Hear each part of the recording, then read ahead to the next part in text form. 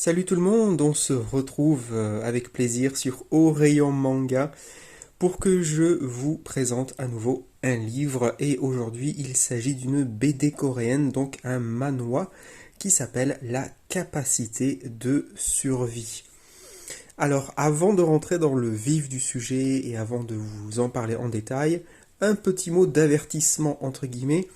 J'avoue que j'ai tout à fait conscience que c'est une lecture qui n'est pas forcément facile, vous allez le voir, déjà à cause de son aspect graphique très particulier, on va dire, mais aussi à cause de sa thématique globale. Cependant, je tiens vraiment à vous en parler, même si ça a été une lecture assez laborieuse pour ma part, mais ça n'a pas empêché que je suis arrivé jusqu'au bout du livre, qui est assez conséquent, puisqu'on approche les 200 pages, et c'est un livre qui est vraiment assez verbeux, comme on va le voir. Mais comme je le disais, avant de rentrer dans le vif du sujet, voilà, un petit mot d'avertissement, un petit préambule pour vous inviter à rester curieux, même si je pense que beaucoup d'entre vous vont être très vite rebutés par l'aspect graphique dès les premières planches. Mais si vous avez un peu de patience, un peu de curiosité, eh bien j'espère que j'arriverai à vous expliquer pourquoi il est vraiment très intéressant de lire La capacité de survie. Voilà. Personnellement, le livre m'a attiré grâce à son titre. La capacité de survie, je me suis dit, tiens, c'est un titre vraiment original. De quoi peut-il s'agir? On va voir ça ensemble. Alors, la capacité de survie, comme je le disais il y a quelques secondes, c'est donc une BD coréenne qui se divise en une quinzaine, voilà, 14 exactement, chapitres. Et c'est une BD qui va mettre en scène une protagoniste d'environ 40 ans, une femme, donc qui est enseignante de son état, mais c'est une enseignante qui n'est pas certifiée, je crois, ou contractuelle, je ne sais plus, enfin, il y a un terme qui revient dans l'histoire. Bref, c'est une prof qui ne travaille pas à temps plein dans un établissement spécifique, mais qui va plus ou moins d'établissement en établissement, de mission en mission, etc. Ce qui fait que malgré ses études, malgré ses diplômes, malgré son expérience, eh bien, elle vit de manière assez précaire. Et c'est d'ailleurs un sujet qui va être assez récurrent dans ce livre. Donc cette prof d'une quarantaine d'années, eh bien, on va la voir évoluer dans différentes situations au cours de ces différents chapitres. Et chaque chapitre va plus ou moins mettre en lumière, mettre en avant un thème, une idée spécifique. Alors ça peut être la relation avec son petit ami, ça peut être la relation avec ses parents, ça peut être la société coréenne en général, ça peut être le travail, ça peut être la religion, ça peut être la politique, ça peut être la famille, etc., etc. Donc ce sont des sujets assez divers et variés. Cela rend l'œuvre assez dense, assez éclectique, mais aussi et surtout, c'est donc, et ça c'est très important, c'est une œuvre très très sérieuse, et ça c'est quelque chose que je tiens à signaler très tôt dans cette vidéo, dans cet avis, dans cette critique. Il s'agit ici d'une lecture qui n'est pas une lecture entre guillemets divertissante. Donc c'est pas une lecture qu'on peut faire sur un coin de table, c'est pas une lecture qu'on peut faire à la va-vite, c'est pas une lecture qu'on peut faire quand il y a du bruit autour de nous, dans les transports en commun, etc. C'est vraiment une lecture exigeante avec le lecteur qui demande vraiment qu'on prenne le temps. Si vous vous lancez dans sa lecture, je vous invite vraiment vivement à faire cette lecture par petites étapes, c'est-à-dire chapitre par chapitre. Vous lisez un chapitre, vous prenez bien le temps de l'absorber et vous n'enchaînez pas sur le reste, parce que c'est une œuvre, comme je disais, qui est exigeante, qui demande beaucoup de nous, qui demande de la concentration, qui aborde des thèmes bien qu'universels, assez complexes, qui invitent à la réflexion. Et donc voilà, ce n'est pas une lecture qui est faite pour se reposer, entre guillemets. C'est une lecture assez littéraire, si vous me permettez l'abus de langage, mettre ce terme-là littéraire entre de grosses guillemets ici, mais voilà, c'est une lecture, comme je le disais, ne vous attendez pas à rigoler, à pouvoir lire ça d'un œil, c'est tout le contraire. Cependant, et j'insiste lourdement, ça n'empêche pas que la lecture pour moi a été vraiment très intéressante, vraiment prenante, notamment en grande partie parce que je me suis reconnu dans le personnage, puisqu'on a quasiment le même âge, la quarantaine donc passée, et donc cela m'amène à dire que c'est un livre qui, à mon humble avis, va beaucoup parler aux quarantenaires, voire peut-être éventuellement aux trentenaires parmi vous, mais j'ai tout à fait conscience que c'est un livre qui, à mon avis, n'intéressera pas du tout les gens plus jeunes, parce qu'il est question ici de parler vraiment des choix de vie, des décisions qu'on a prises pendant nos premières 40 années, les décisions par rapport au fait d'avoir des enfants, faire une famille, ne pas avoir d'enfants, ne pas avoir de famille, être célibataire, être marié, la relation aux parents, les choix professionnels, les choix de carrière, les études, etc. Donc, pour le dire très grossièrement et pour résumer, il s'agit ici d'un personnage principal qui fait le bilan en fait de sa vie à 40 ans, qui se tourne en fait vers son passé, vers ses choix, qui se rend compte en fait notamment de beaucoup de choses par rapport à ses parents et qui essaye, d'où le titre, la capacité de survie, qui essaye en fait de garder la tête hors de l'eau malgré toutes les difficultés du quotidien.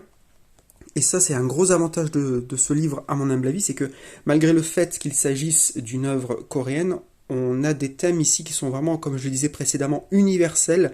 Donc la famille, le travail, les parents, les enfants, le boulot, les études, etc.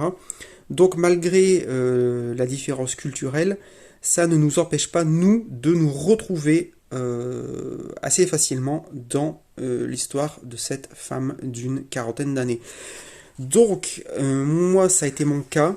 Donc, malgré le côté assez velu du livre, et comme je le disais il y a quelques instants, c'est vraiment une lecture avec laquelle il faut prendre son temps, il faut se poser. Ce n'est pas une lecture qu'on peut faire d'une traite, en tout cas, je ne le conseille pas. Malgré ces aspects-là quelque peu rebutants potentiellement, il n'en reste pas moins que ça a été pour moi une lecture vraiment très intéressante, assez dure, parce que l'auteur ne prend pas de pincettes, et elle expose un petit peu à nu la vérité de la vie, si vous me permettez cette hyperbole. Mais voilà, c'est quelqu'un vraiment qui met à nu son personnage et qui n'essaye pas d'enjoliver, de masquer quoi que ce soit. Et d'ailleurs, ça me fait dire qu'un autre aspect positif à mes yeux de ce livre, c'est qu'il n'y a pas de jugement. C'est-à-dire que lorsque le personnage fait des bilans comme ça, un petit peu à répétition sur sa vie, sur son passé, sur ses choix, il n'y a pas vraiment de jugement de dire c'est bien, c'est mal, j'aurais pas dû faire ça, etc. C'est juste un constat. On est dans le constat, on est dans le bilan, on est dans l'observation, on est dans voilà le constat de quelqu'un qui observe son passé, ses choix, et qui essaye d'en tirer des leçons et de rester malgré tout positif, malgré la difficulté de la vie.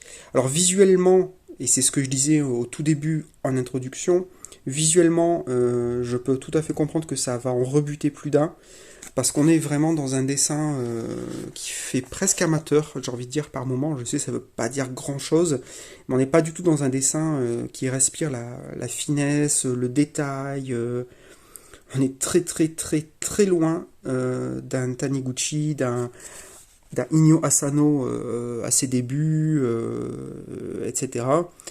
Pour parler d'auteurs évidemment japonais et non pas coréens.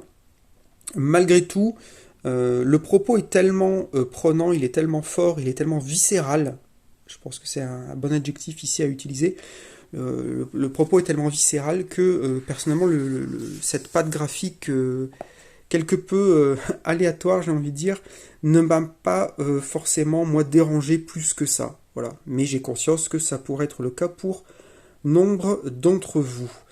Mais c'est une œuvre pour moi qui fait partie de celles qui a un propos tellement fort, tellement intéressant, tellement humain, tellement universel, tellement vrai, tellement organique, tellement tangible, tellement véridique que eh bien il arrive comment dire, à nous permettre de faire abstraction justement d'un aspect graphique potentiellement pas folichon parce que son propos est fort, voilà, tout simplement. Et c'est vraiment une lecture que j'ai envie de vous recommander, même si j'ai tout à fait conscience que ce n'est pas forcément quelque chose de simple et qu'on est là face à une œuvre, bien évidemment, qui s'éloigne beaucoup des canons attendus de la BD asiatique en général. Voilà. Je ne saurais trop quoi vous dire de plus au risque de vous gâcher la lecture. Mais pour moi, ça a vraiment été une lecture très prenante, cette capacité de survie, prenante bien que assez difficile. Ça m'a pris plusieurs semaines pour en venir à bout. Voilà, et je ne le répéterai jamais assez, si vous vous lancez dans cette lecture, faites-le petit bout par petit bout, et non pas d'une traite, parce que je pense que vous allez avoir une indigestion. Mais cette capacité de survie également, d'ailleurs j'allais oublier avant de finir la vidéo, elle est truffée aussi de petites perles de réflexion, puisque donc là, on a la narratrice comme vous le voyez ici, vous avez bien sûr les bulles de texte, et puis de la narration pure, hors bulle, et souvent vous avez des petites comment dire, des petites perles de réflexion de l'auteur, et voilà, la société a une dette envers notre capacité de survie. Voilà, vous avez des petites phrases comme ça qui sont assez marquantes, et d'ailleurs j'aurais dû les marquer, humour, pour pouvoir les ressortir pendant la vidéo, mais ce n'est pas grave, comme ça vous aurez la surprise. Voilà, et bien écoutez, pour moi, au-delà de l'aspect graphique qui n'est pas des plus séduisants de prime abord, c'est un style bien à lui, en tout cas, c'est le moins qu'on puisse dire. Et au-delà de l'aspect assez difficile, il faut rentrer dedans, mais une fois qu'on est rentré dedans, je pense qu'on en sort difficilement. Ce fut une lecture vraiment intéressante, face à laquelle je me suis beaucoup retrouvé, moi, quarantenaire. Et je trouve que ça fait vraiment du bien, paradoxalement, de tomber sur des œuvres comme ça, qui n'ont pas peur, en fait, de dire les choses, tout simplement. De dire que voilà, bah, la vie c'est pas drôle, hein. On n'est pas là pour rigoler, la vie c'est le boulot, c'est la famille, c'est les parents, etc., et que c'est pas un épisode de Pokémon. Et sans tomber dans le le négatif ou dans le larmoyant, pas du tout, hein, c'est pas du tout le cas ici. On est juste dans une espèce de témoignage, voilà, témoignage bilan, on va dire. Et bien voilà, donc c'est un livre, comme vous l'aurez compris, en un seul volume. C'était sorti, c'est chez Ça et Là, c'est difficile à dire ça, chez Ça et Là. Voilà, et bien c'est tout pour moi pour cette fois. J'espère que je vous aurai donné envie de découvrir cette œuvre coréenne. Et puis bien j'espère que vous faites de bonnes lectures. Et puis je vous dis à très bientôt pour de futures lectures partagées sur Au Rayon Manga. Merci tout le monde.